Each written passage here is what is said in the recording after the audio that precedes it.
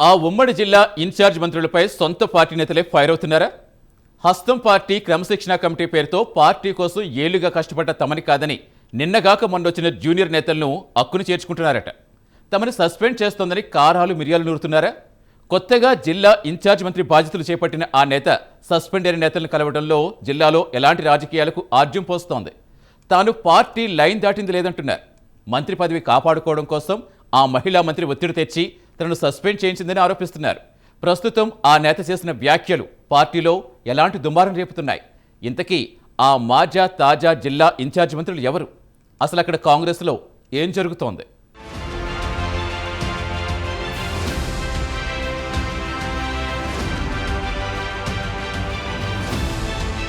నేనేమీ ఊరికే రాలేదు. 15 ఏళ్లుగా కష్టపడి పార్టీ కోసం పనిచేస్తున్నా.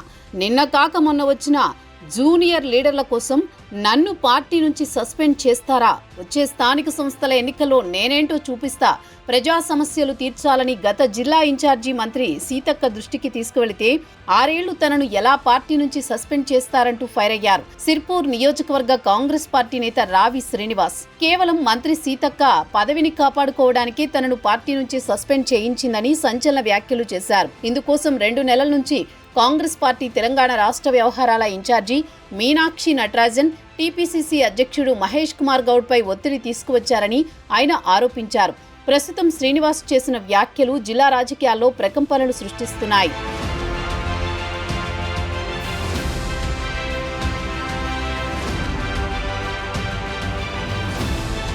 అంతేకాకుండా ఆసిఫాబాద్ జిల్లా అధ్యక్షుడు కొకిరాల విశ్వప్రసాద్ పై ఘాటుగానే స్పందించారు ఆయన.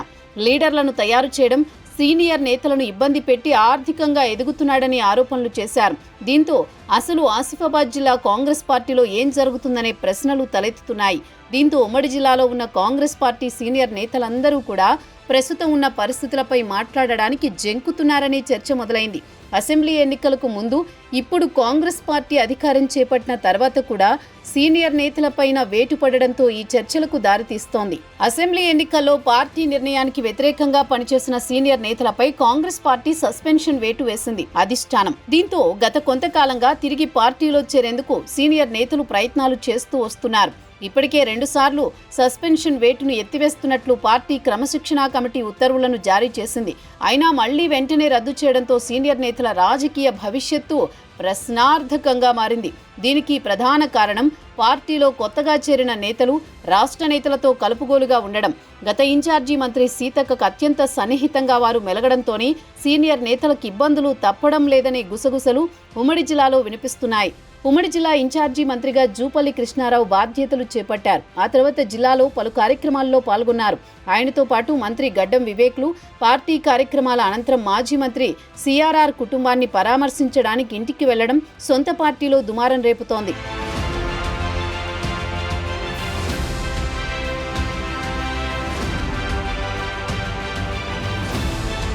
అయితే సిఆర్ఆర్ గత 2 ఏళ్లుగా పార్టీకి అంటీ ముట్టనట్టుగానే వ్యవహరిస్తూ వస్తున్నారు. ఆదిలాబాద్ నియోజకవర్గ కాంగ్రెస్ పార్టీ సీనియర్ నేతల గండ్రత్ సుజాత, భార్గవ్ దేశ్ పాండే, సాజిద్ ఖాన్, సంజీవరెడ్డిలు మంత్రులకు సన్మానాలు చేశారు.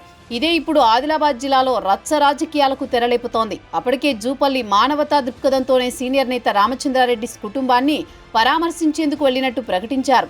అయినా పార్టీలో భిన్న అభిప్రాయాలు వినిపిస్తున్నాయి. సీనియర్ నేతలతో చర్చించేందుకే మంత్రులొచ్చారని ఓ వర్గం నేతలు జోరుగా ప్రచారం చేసుకుంటున్నారు. మరో వర్గం నేతలు మాత్రం కేవలం మానవతా దృక్పథంతోనే రామచంద్రారెడ్డి కుటుంబాన్ని పరామర్శించారని చెప్పే ప్రయత్నం చేస్తున్నారు. గతంలో 1.5 కాలం పాటు జిల్లా ఇన్ఛార్జి మంత్రిగా పనిచేసిన సీతక్క ఏ రోజు సిఆర్ఆర్ కుటుంబాన్ని పరామర్శించేందుకు ప్రయత్నించలేదంటున్నారు. అలాగే సీనియర్ నేతల విషయంలోనూ అదే తీరుతో కనిపించింది. కానీ జిల్లా పర్యటనలో భాగంగా 2 మంత్రులు పరామర్శ పేరిట సీనియర్ నేతలను కలవడం కాంగ్రెస్లో చిచ్చు రేపుతోంది. మంత్రుల పర్యటనపై ఎవరికి వారి అనుకూలంగా చెప్పుకోవడంతో కాంగ్రెస్ క్యాడర్లో అయోమయ పరిస్థితులు కనిపిస్తున్నాయి. మొత్తానికి మంత్రుల పర్యటన తర్వాత కాంగ్రెస్ పార్టీలో కలవరం మొదలైందనే చర్చ మొదలైంది. ఓవైపు సెప్టెంబర్ 30లోగా స్థానిక సంస్థల ఎన్నికలు నిర్వహించాలని హైకోర్టు ఆదేశాలు జారీ చేసింది. దీంతో సీనియర్ నేతల మద్దతును కూడగట్టేందుకే మంత్రులు ప్రయత్నిస్తున్నారన్న ప్రచారం జరుగుతోంది.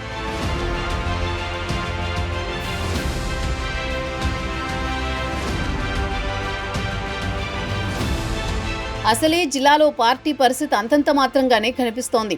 అసెంబ్లీ ఎన్నికల్లో ఆదిలాబాద్, బోధ్ నియోజకవర్గాల్లో గెలవలేకపోయినా కాంగ్రెస్ మరింత బలపడేందుకు వ్యూహరచన చేస్తున్నట్లు తెలుస్తోంది. ఈ బాధ్యతలను ఉమ్మడి జిల్లా మంత్రి గడ్డం వివేక్కు అప్పగించారన్న ప్రచారం కూడా సాగుతోంది. ఎలాగైనా స్థానిక సంస్థల ఎన్నికల్లో మెజారిటీ స్థానాలను కైవసం చేసుకునేందుకు అధికార పార్టీ అన్ని రకాల ప్రయత్నాలు మొదలుపెట్టింది.